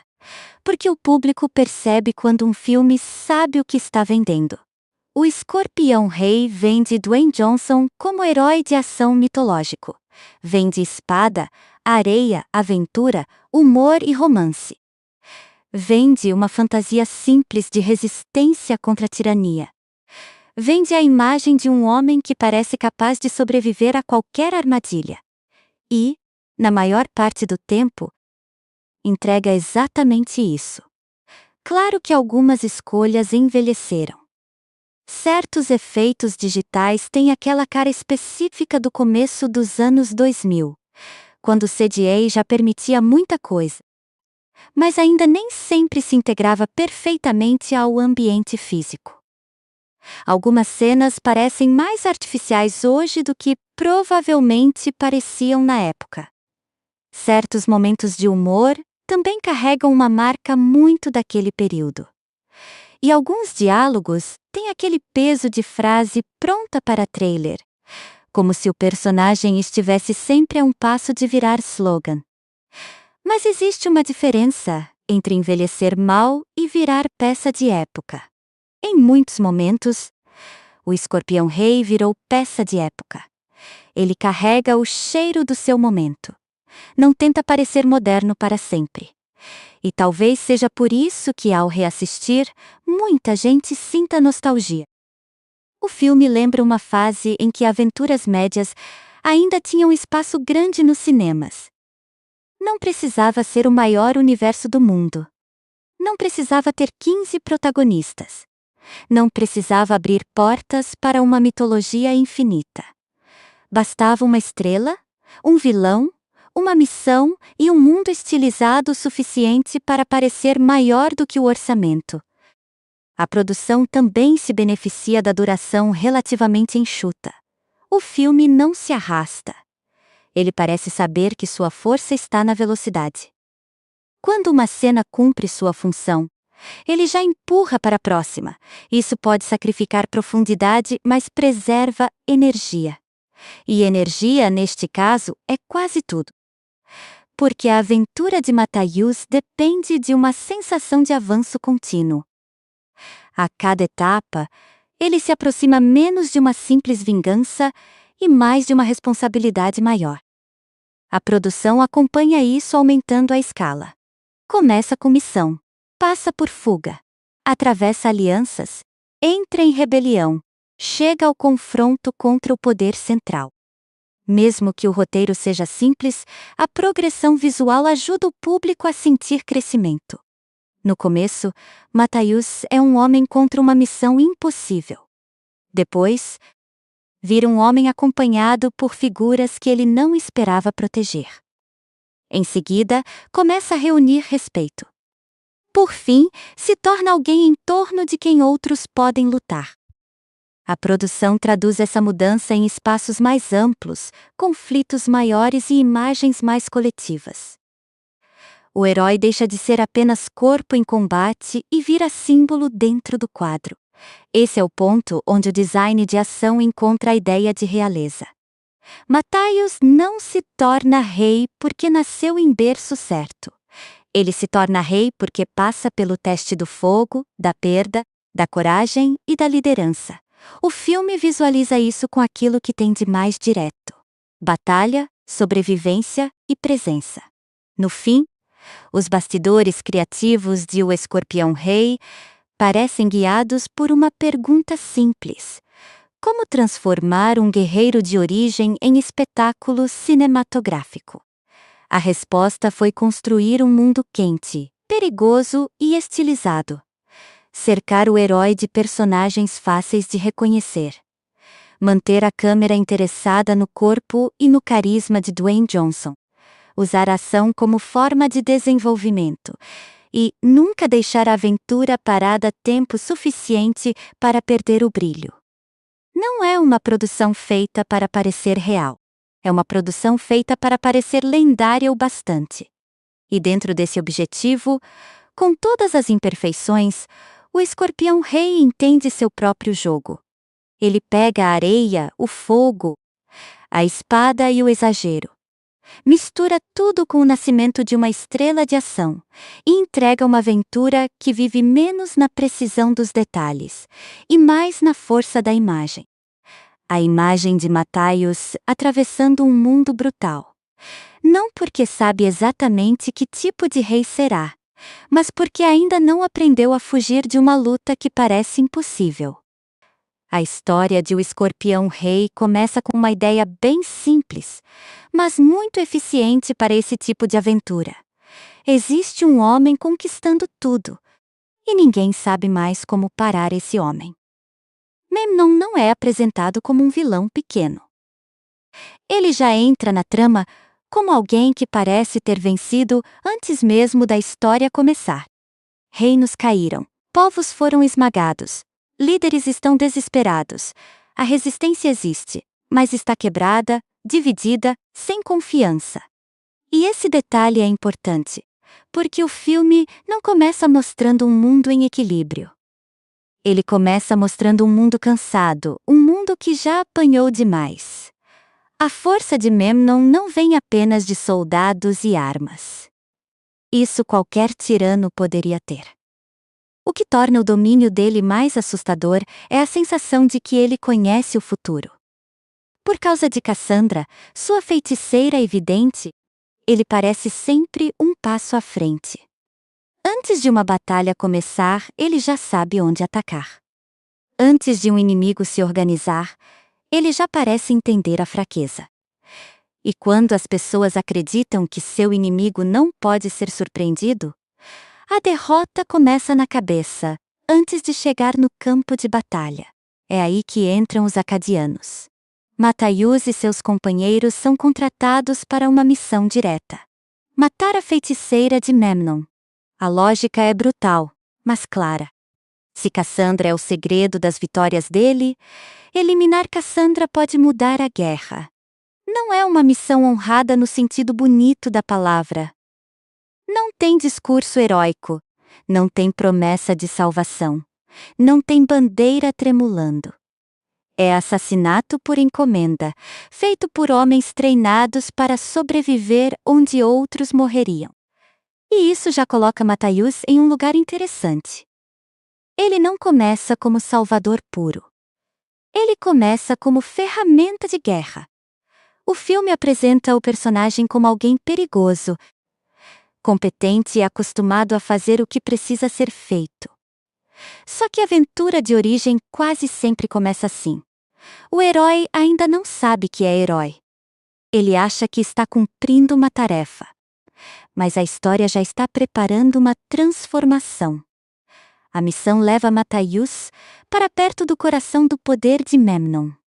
E o filme usa esse começo para mostrar duas coisas ao mesmo tempo. Primeiro, que Mataius é habilidoso o bastante para entrar em lugares impossíveis. Segundo, que Memnon não chegou ao topo por acaso. O vilão é cruel, sim, mas também inteligente, observador e organizado. Ele entende que o medo é uma arma tão útil quanto uma espada. Quando Mataius descobre que a feiticeira não é exatamente o que imaginava, a missão começa a mudar. Cassandra não aparece como monstro, nem como figura maléfica controlando guerras por prazer. Ela é uma mulher presa dentro do sistema de Memnon, usada como instrumento para manter o poder dele. Essa revelação desloca o conflito. Matar Cassandra já não parece solução simples. Na verdade, salvá-la pode ser mais importante do que eliminá-la.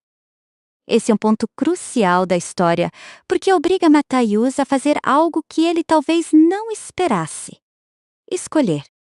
Um assassino contratado não precisa pensar muito além do alvo.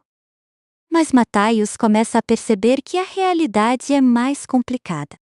Cassandra não é a fonte do mal. Ela é uma prisioneira útil ao mal. Memnon é quem transforma visões em conquista. Memnon é quem decide esmagar povos. Memnon é quem usa a crença no destino como ferramenta de domínio. Então a missão deixa de ser simplesmente cortar uma peça do tabuleiro e passa a ser virar o tabuleiro inteiro. Mas antes que Mataius possa entender tudo isso com calma, o filme faz o que sempre faz: joga problema em cima de problema. O plano não sai limpo. A violência explode. As alianças se desmancham. E Mataius sofre perdas que transformam a missão em algo pessoal. A morte de seu irmão Jessup aumenta o peso emocional da jornada. Até então, Mataius podia tratar aquilo como trabalho perigoso. Depois disso, não dá mais. Memnon deixa de ser apenas o tirano de outros povos e passa a ser uma ferida direta na vida dele. A vingança entra na história. E vingança é um combustível poderoso para a aventura. Só que o filme não deixa Mataius preso apenas a ela. A vingança empurra o personagem para frente, mas não é o destino final. Se fosse só isso, ele mataria Memnon por raiva e a história acabaria. O que acontece é mais amplo. A raiva abre a porta, mas o contato com Cassandra, Baltazar e os povos oprimidos transforma a raiva em responsabilidade. Antes disso, porém, Mataius precisa sobreviver. A sequência em que ele é deixado para morrer no deserto é uma daquelas situações clássicas de herói testado pela natureza. O deserto, nesse tipo de filme, não é só cenário bonito. É juiz. É inimigo sem rosto. Não negocia, não ameaça com discurso, não tem exército. Ele simplesmente existe, quente, vazio, indiferente. Ser jogado ali é ser reduzido ao básico: corpo, sede, dor, resistência. E Matthäus sobrevive porque esse é o tipo de personagem que o filme está construindo.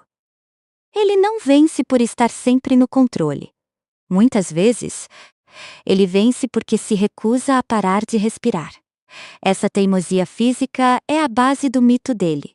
O homem que será lembrado como lenda não começa com coroa. Começa com areia na boca, ferida no corpo e raiva suficiente para continuar andando. No caminho, Arpide entra como figura de contraste. Ele não tem a imponência de Matthäus, nem a aura mística de Cassandra, nem a autoridade de Baltazar. Mas tem instinto de sobrevivência. E, nesse mundo, isso vale muito. Arpide representa um tipo de inteligência menos gloriosa, mas muito útil. A capacidade de escapar, negociar, mentir quando necessário, perceber oportunidades e continuar vivo mesmo sem parecer herói. A dinâmica entre Matthäus e Arpide funciona porque os dois pertencem a lógicas diferentes. Matthäus enfrenta. Arpide contorna. Matthäus se joga contra o perigo. Arpide procura a saída lateral.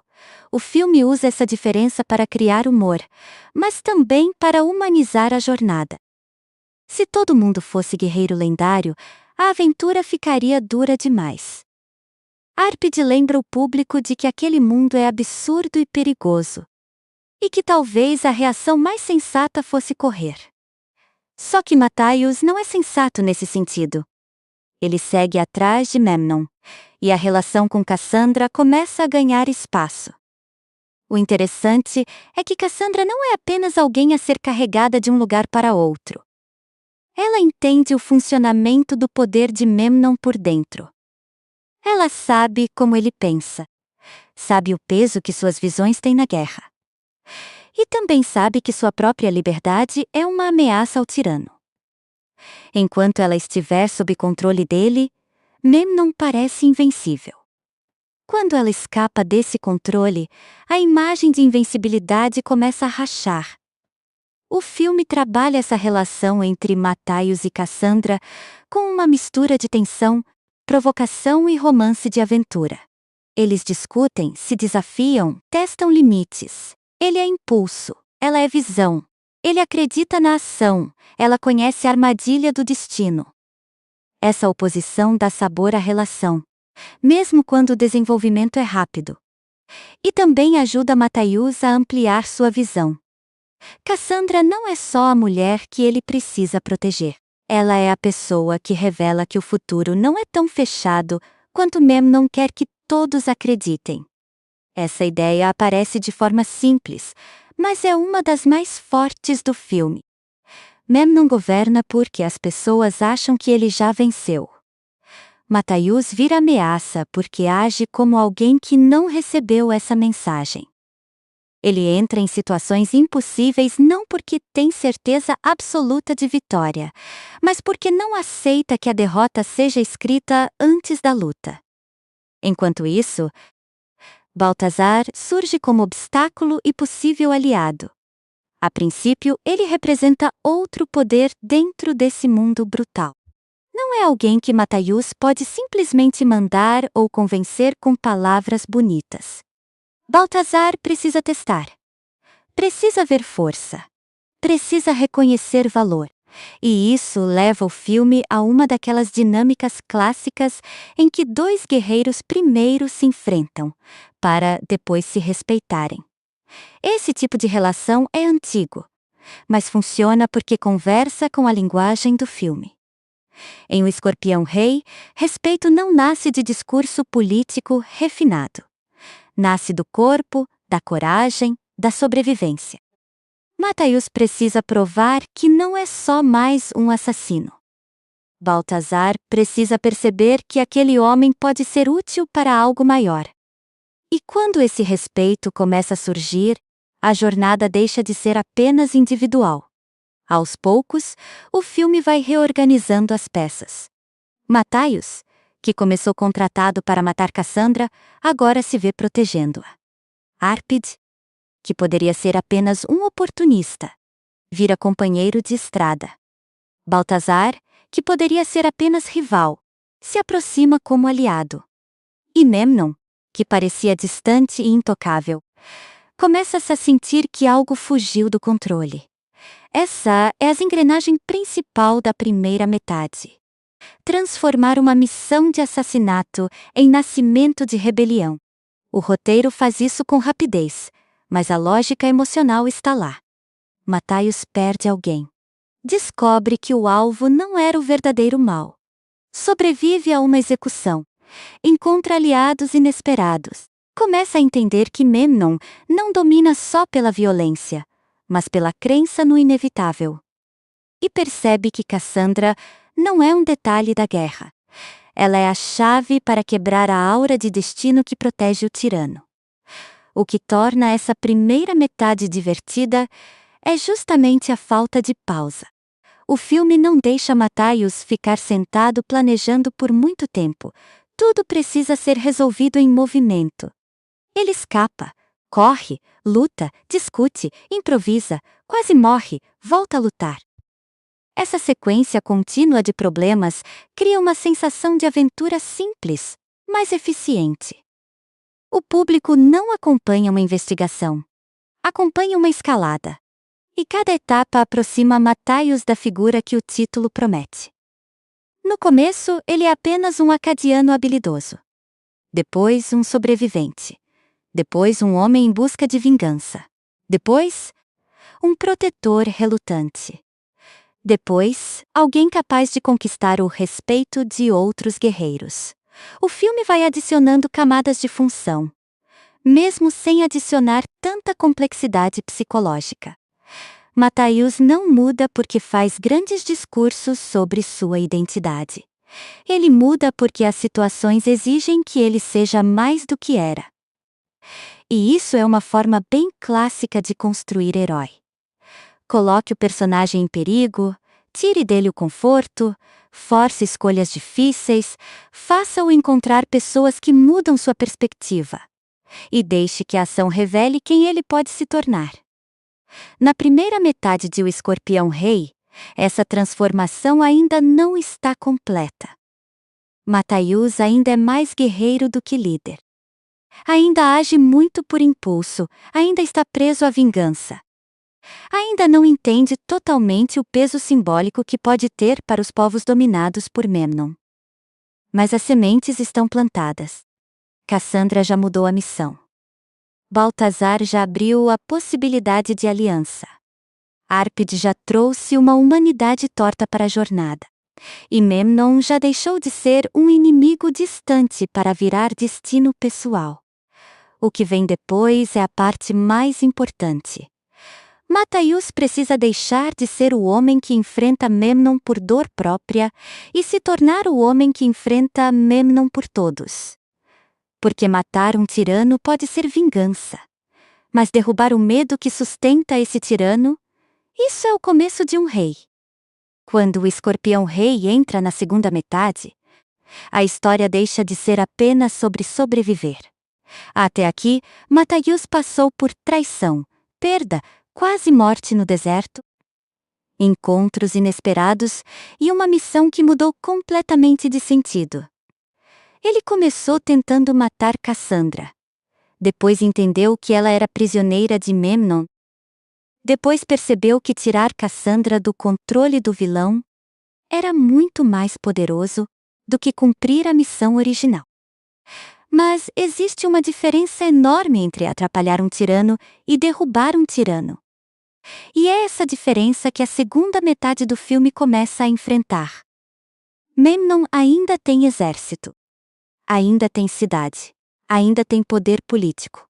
Ainda tem reputação. E reputação nesse mundo talvez seja mais perigosa do que qualquer arma. Porque as pessoas não têm medo apenas do que Memnon faz. Elas têm medo do que acreditam que ele sabe. Ele venceu tantas vezes, antecipou tantos movimentos, esmagou tanta resistência, que sua figura virou quase uma profecia andando. Como se lutar contra ele fosse desafiar o próprio destino. Por isso, Matthaios não precisa apenas vencer uma batalha. Ele precisa quebrar uma crença. E esse é o ponto mais interessante do filme Por Baixo da Aventura. O Escorpião Rei é uma história sobre a diferença entre poder real e poder percebido. Memnon é forte, sem dúvida. Ele tem soldados, estratégia e crueldade. Mas boa parte de sua dominação vem da imagem de invencibilidade. Enquanto todos acreditam que ele sempre sabe o que vai acontecer, ninguém luta com o coração inteiro. A derrota vira hábito antes mesmo de acontecer. Matthaios, por outro lado, é perigoso justamente porque age fora dessa lógica. Ele não é alguém que controla o futuro. Ele não tem visão sobrenatural. Não tem império. Não tem palácio. Não tem exército no começo da jornada. O que ele tem é uma recusa quase teimosa de aceitar que o futuro pertence a Memnon.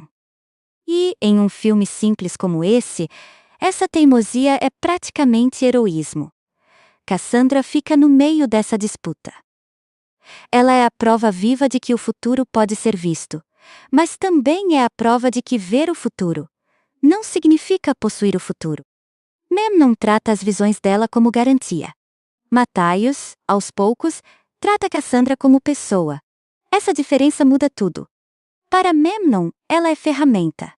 Para Matthaios, ela começa como alvo, vira responsabilidade, depois parceira, depois alguém cuja liberdade tem peso próprio. O romance entre os dois segue a lógica clássica de aventura.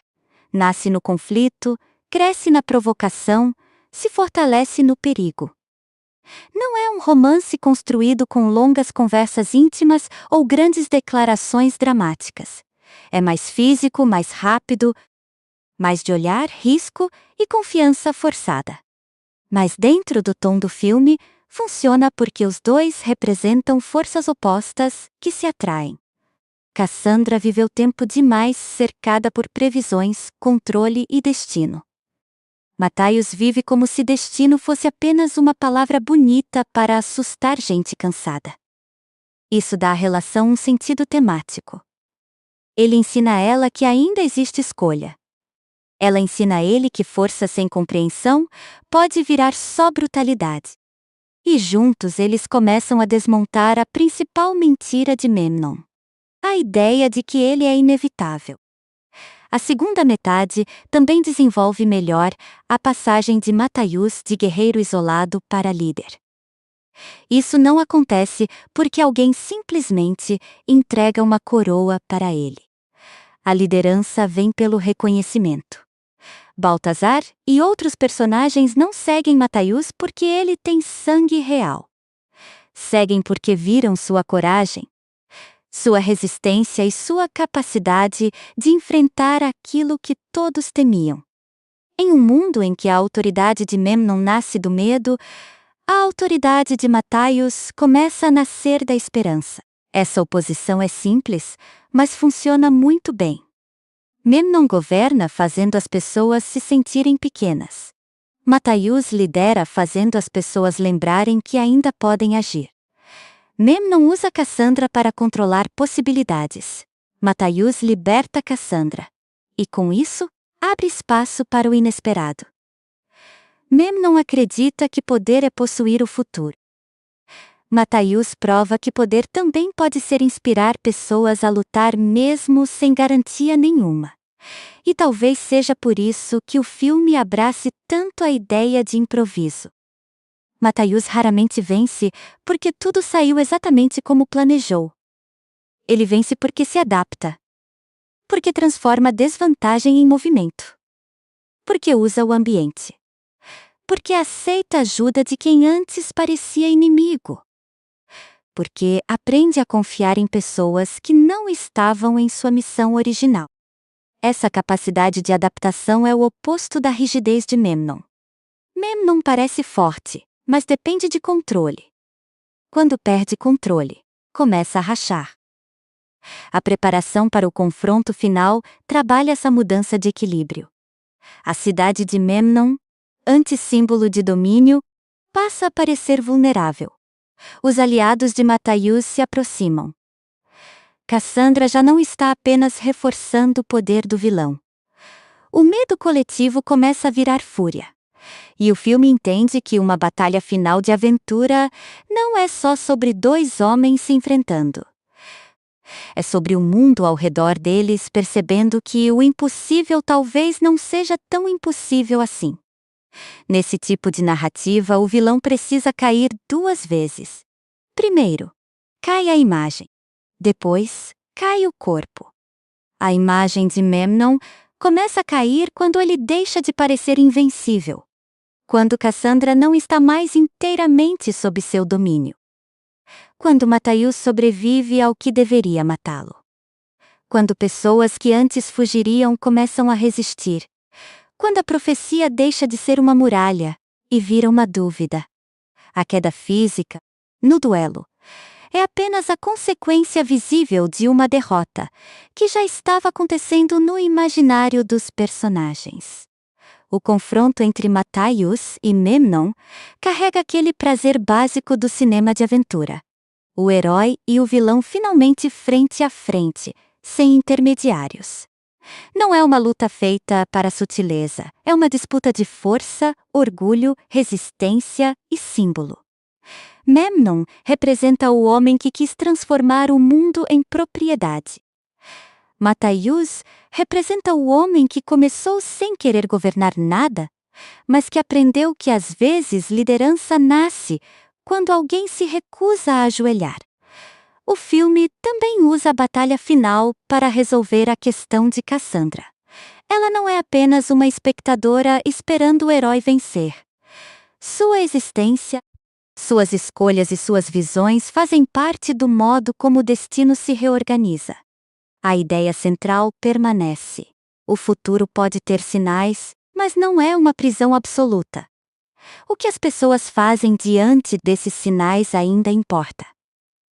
Esse é um tema que combina muito com o próprio Matthaius.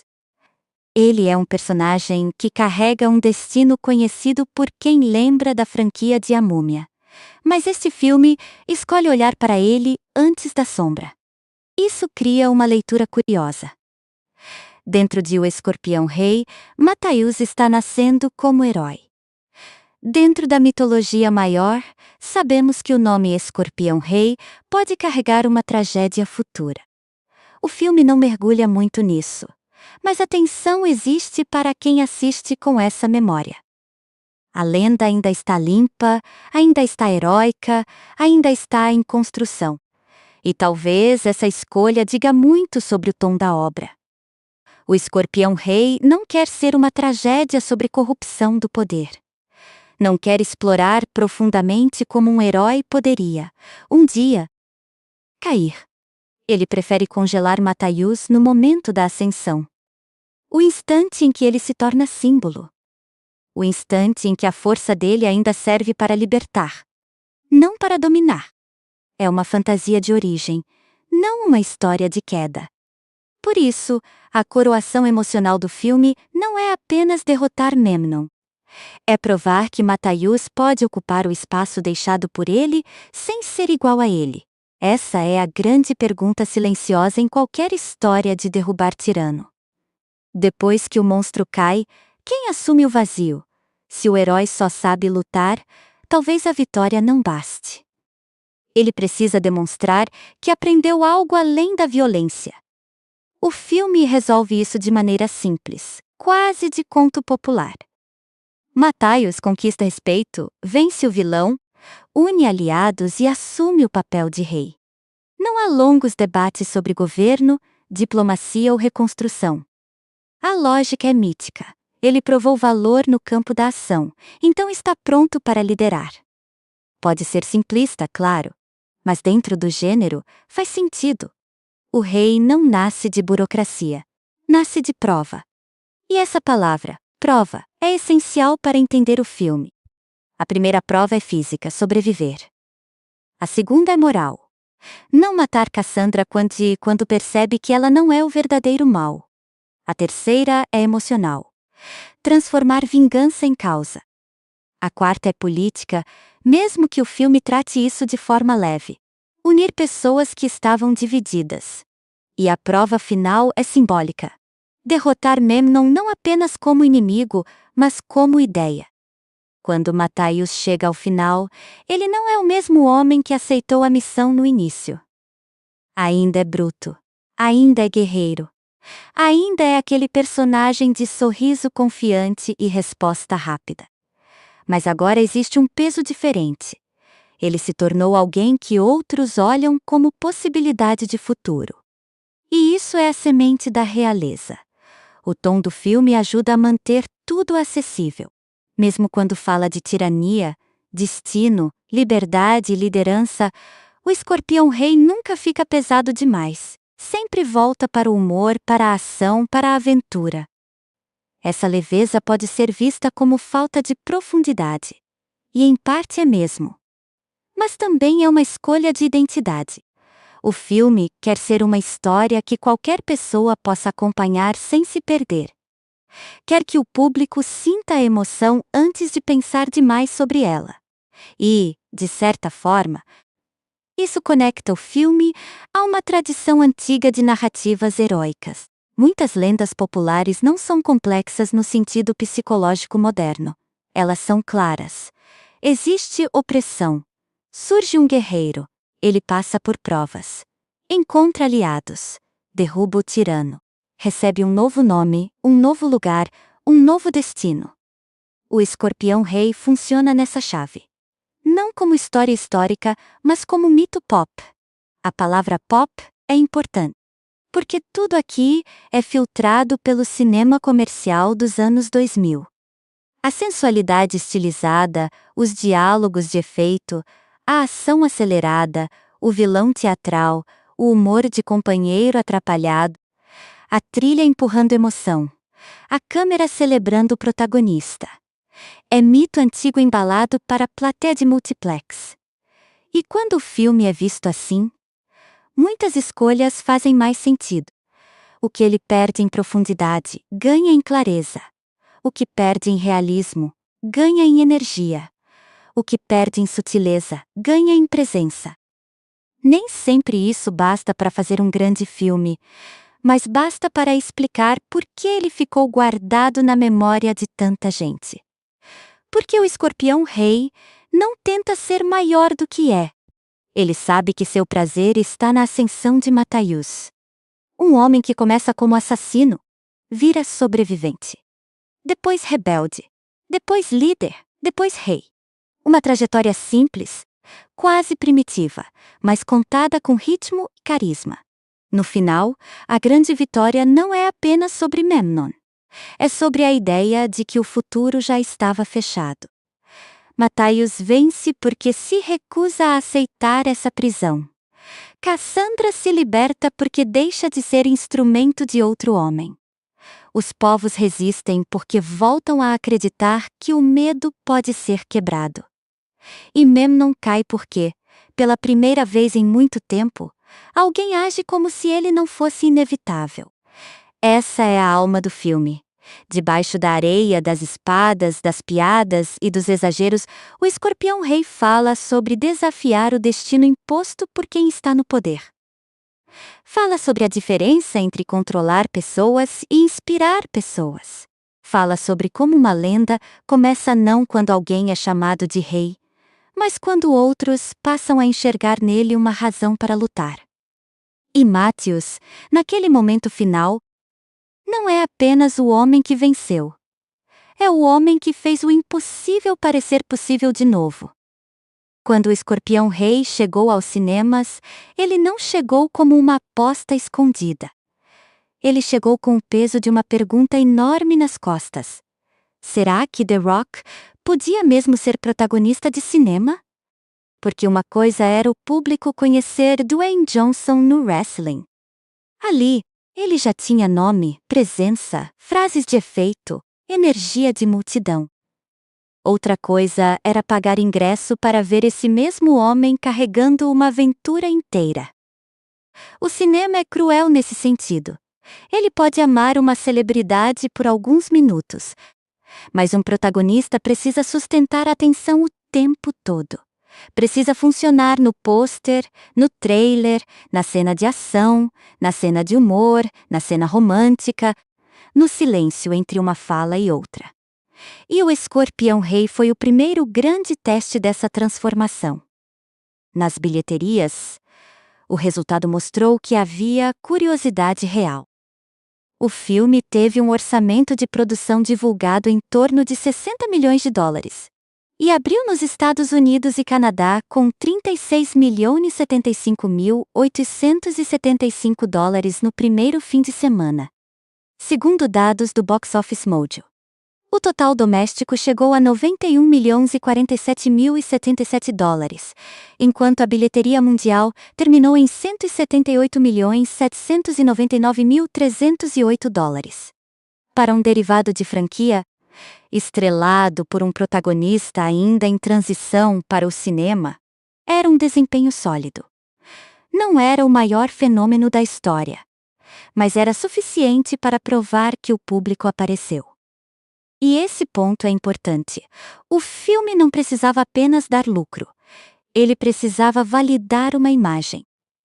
Hollywood funciona muito com sinais. Um fim de semana de estreia forte manda um recado. Um protagonista que atrai público manda outro. Uma franquia que consegue gerar derivado manda outro ainda. O Escorpião Rei entregou esses sinais. Ele mostrou que o universo de A Múmia podia abrir caminho para outra história. Mostrou que aventuras de espada e fantasia ainda tinham espaço. E principalmente mostrou que Dwayne Johnson não era apenas uma participação curiosa. Ele podia ocupar o centro. A crítica, porém, foi bem mais fria. E isso não surpreende tanto. O Escorpião Rei é exatamente o tipo de filme que costuma dividir público e crítica.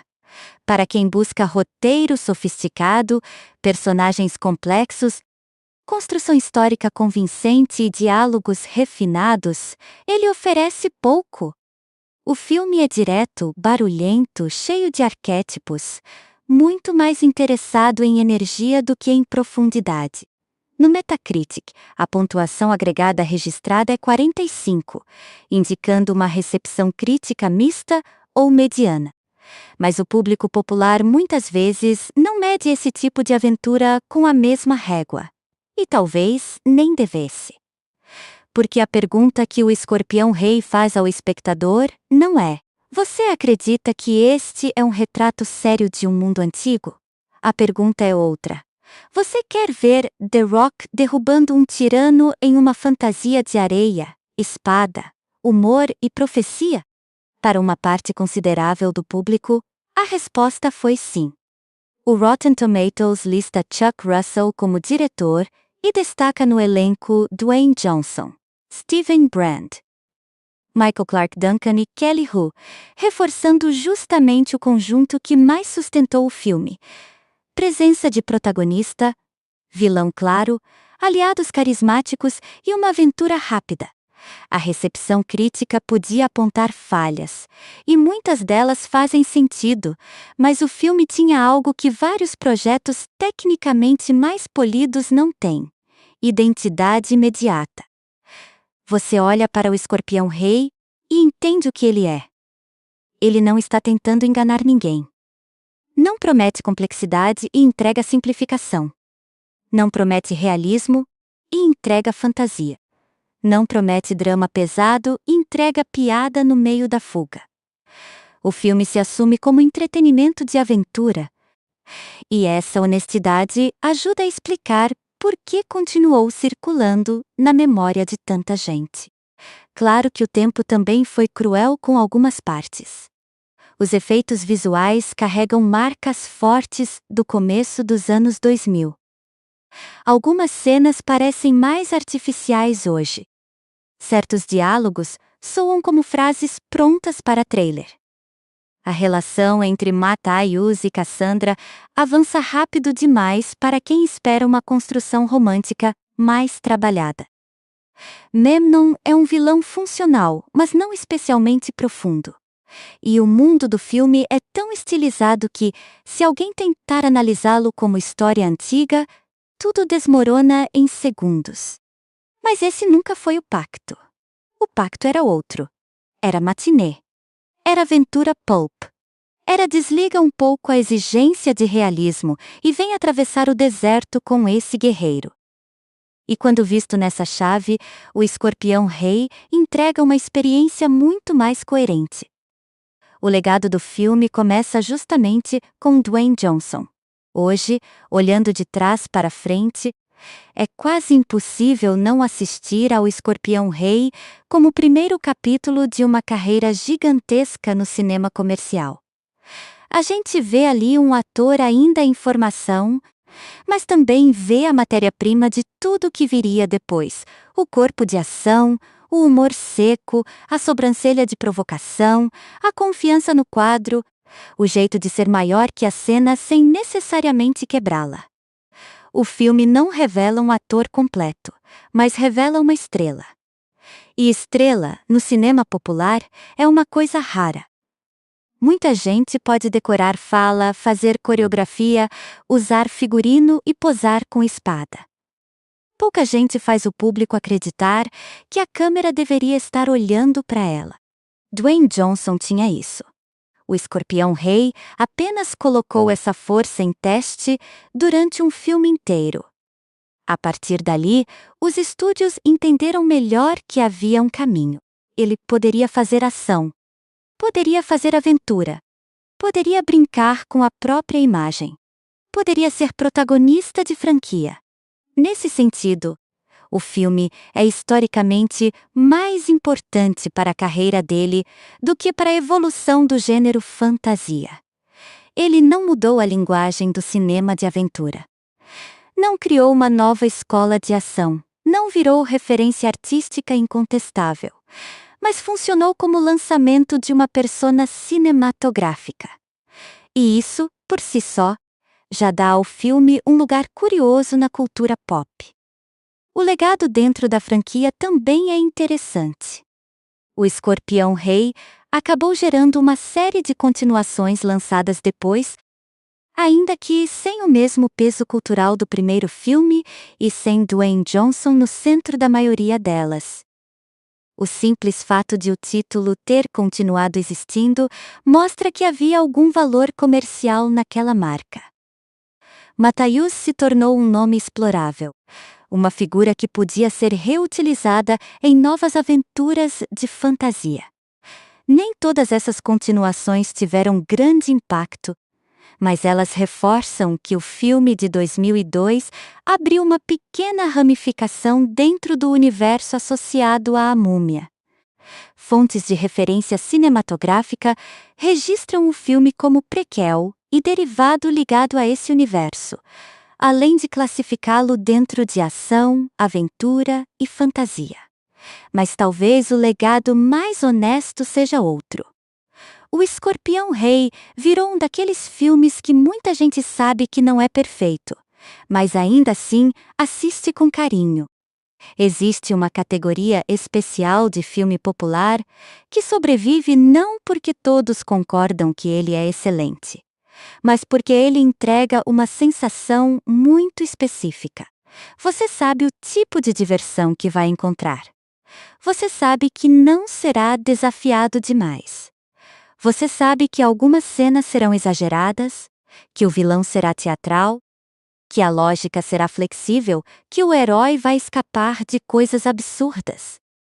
E mesmo assim, ou justamente por isso, continua funcionando como conforto. O Escorpião Rei pertence a essa categoria. Ele é curto, direto, fácil de assistir. Não fica montando barreiras para o público entrar. Em poucos minutos, você entende quem é o vilão, quem é o herói, qual é o problema e por que a aventura precisa acontecer. Em uma época em que tantos filmes comerciais parecem carregados de explicações, conexões e obrigações de universo, essa simplicidade pode até parecer um alívio. O filme não pede dever de casa, só pede disposição para aceitar o exagero. E o exagero está em tudo. Na força de Matthäus, na maldade de Memnon, na beleza mística de Cassandra, na imponência de Baltazar, no humor de Arpide, nas lutas, nas fugas, nas profecias, nas imagens de deserto. Tudo parece um pouco maior, um pouco mais brilhante, um pouco mais suado, um pouco menos real. Só que esse excesso cria uma assinatura. O filme não desaparece na neutralidade. Ele tem cara. Quando se fala em veredito final, então, é preciso ser justo com a proposta. O Escorpião Rei não é uma obra-prima escondida. Não é o melhor filme de aventura dos anos 2000. Não tem a mistura mais elegante de humor e ação que A Múmia conseguiu em 1999. Também não tem a densidade visual ou narrativa de fantasias épicas maiores da mesma época. Mas ele tem uma função muito clara. E cumpre essa função com energia. Apresentar Matthäus como herói, transformar The Rock em protagonista cinematográfico e entregar uma aventura leve de espada e fantasia. Se você espera profundidade, talvez ele pareça raso. Se espera precisão histórica, ele vira piada. Se espera efeitos impecáveis para os padrões atuais, algumas cenas vão denunciar a idade. Mas se você espera um filme de aventura com ritmo, carisma e aquele sabor de blockbuster de início dos anos 2000, ele ainda tem força. A melhor forma de resumir O Escorpião Rei talvez seja dizer que ele é um filme de origem em 2 níveis. Dentro da história, é a origem de Matthäus como rei. O homem que começa como assassino acadiano, atravessa perdas, desafios e alianças, liberta Cassandra da influência de Memnon, inspira resistência e termina ocupando um lugar de liderança. É uma jornada simples, quase mítica, construída mais pela ação do que pela introspecção. Fora da história, é a origem de Dwayne Johnson como astro de cinema. O momento em que Hollywood olhou para The Rock e disse: "Vamos ver se ele segura." E ele segurou. Talvez não com a sutileza de um ator veterano, talvez não com um roteiro brilhante, mas com presença suficiente para abrir portas enormes. E no fim, isso torna o filme mais marcante do que seus defeitos. Porque muita aventura esquecível tem roteiro parecido. Muito filme de fantasia tem vilão conquistador, guerreiro rebelde, romance rápido e batalha final. O que faz O Escorpião Rei ficar na cabeça é a combinação do momento certo com a pessoa certa. Dwayne Johnson estava pronto para ser testado. O público estava disposto a ver. O gênero aceitava exagero. A franquia de A Múmia dava impulso. E o resultado foi um filme que talvez nunca tenha sido grande cinema, mas foi um grande passo. Um passo no deserto, com espada na mão, sorriso confiante e a câmera descobrindo aos poucos que aquele guerreiro não era só personagem. Era o começo de uma estrela. E é por isso que, mesmo com diálogos simples, efeitos datados e uma história que cabe perfeitamente na palma da mão, O Escorpião Rei ainda merece ser lembrado. Não porque mudou tudo no cinema de fantasia, mas porque capturou um nascimento. O nascimento de Matthäus como lenda dentro da tela. E o nascimento de Dwayne Johnson como força cinematográfica fora dela. No final, talvez essa seja a verdadeira coroa do filme. Não a coroa de um reino antigo, nem a vitória contra Memnon, nem o título que transforma um guerreiro em rei. Mas o fato de que, 2 décadas depois, ainda olhamos para essa aventura e conseguimos enxergar o exato instante em que Hollywood percebeu que The Rock podia comandar muito mais do que uma arena. Ele podia comandar a tela.